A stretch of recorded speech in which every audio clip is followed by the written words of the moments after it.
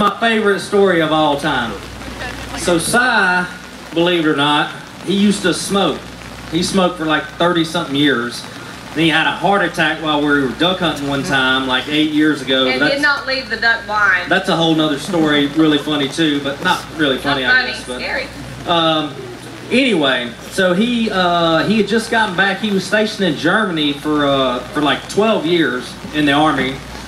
He moved back to Alabama, and he got to be good friends with this guy. And this guy said, "Oh, I got some good deer hunting places I can take you." And Si was like, "Well, heck yeah, son, let's go." And so he took Si to this spot, went, put him in the stand, dropped him off, went to his stand, and so Si's sitting there. He's got him a Winston lit up, wondering why he ain't seeing any deer. He's up there smoking in the stand, and he said he hears some coughing. Got to looking around. He was like, "What in the world? I thought that was coughing."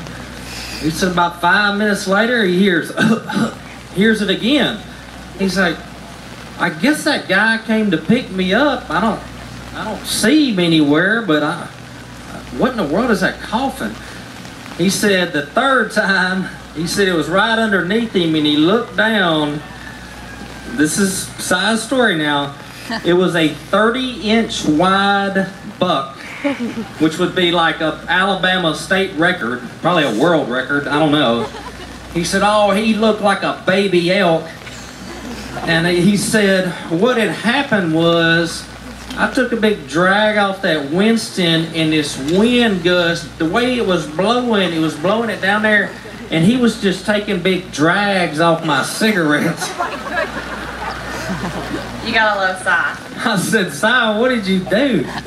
He said, "Well, I shot the darn thing." And I said, well I want to see the rat. What? He said, "Well, I never found him, but I mean, I hit him good. I mean, I know he's dead out there somewhere." 95% truth, right? Yeah, I'm like, "Si, I don't know about that story." He went hunting, basically, is what happened. He tells this, one of my other favorite Si stories is that he tells this story about when he was in Vietnam, and he used to drive a deuce and a half, you know, it's like a big Army work truck. And he said he was driving it one day, and he said they're rocking along there pretty good, and he thought he felt something funny, and he looked over in the rear view, I guess, in his back left tire. Some Vietnamese guys had taken off his back left tire as it was going down the road. And I said, "Si, I don't think that's possible." He said, "Hey, they'll steal your radio and leave you the music." I don't know where he comes up with this stuff. Well, I'll tell you a hunting story. I did grow up in a hunting family. They were deer hunters, not duck hunters at the time, but of course they transitioned over quickly. And so I grew up in a hunting family. My aunts hunted, my grandmother hunted, we got on deer stands, and even as 4th grade I'd get up with my daddy, and I loved it. And he didn't have a boy, so I was kind of his boy. I played softball and basketball and ran track and all the boy stuff you do. And so I'd get up with him, which I loved, and we'd drink coffee together with my papaws and uncle, and I really loved it. It was such great memories. But of course, we hunted out of box stands, and so when Jep and I first met, and we were, maybe right after we were married, but he took me, I was like, "I want to go hunting." Of course I do. And so he was like, "Oh, okay, well, I'll take you."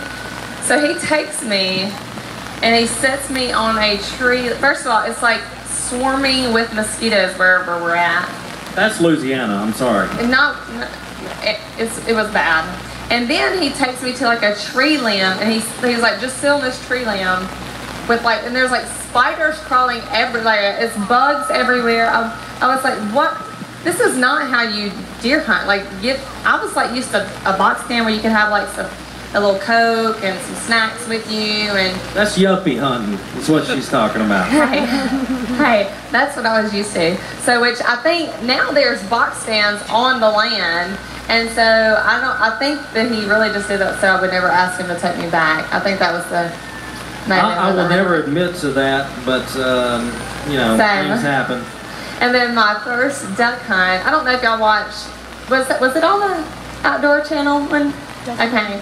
Well, before Duck Dynasty, they had a reality show on the Outdoor Channel, and it was called the Duck Commander Show.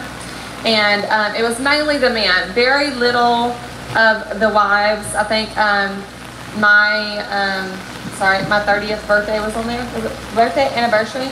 And then River was being born. River was born, and he was on the show. And then, what was I on that Duck Dynasty?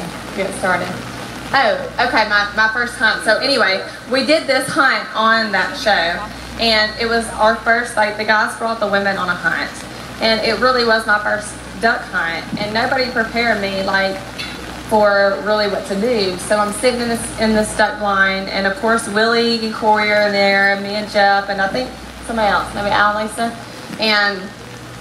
and they were like, okay, just stand up and shoot. Like, so like literally I stood up, and nobody said like you need to like stand up, get planted, and then shoot. They just said stand up and shoot. So I didn't really think about it, and I hadn't practiced with this gun or anything. So I literally got off the chair and literally stood up and shot, and it blew me back. Like I fell over the chair behind me, and this was like on camera. And so then all it was everybody's laughing at me, dogging me out. Of course, Willie was ragging me because that's what he likes to do. And it was a 20 gauge of all things. But nobody said, like, if you don't plant your feet, I don't care, it's going to throw you back. So anyway, I stood up, it threw me back. So like in the video camera, like all you see is me stand up, shoot, and my head's like out of the camera all of a sudden. So that was my first and last duck hunt. But I pledged to go again, and I did get a bow this year. Jep got me a bow, so I'm really pumped about it because I want to start learning how to use it. I'll give y'all a little history lesson about how Duck Dynasty got started.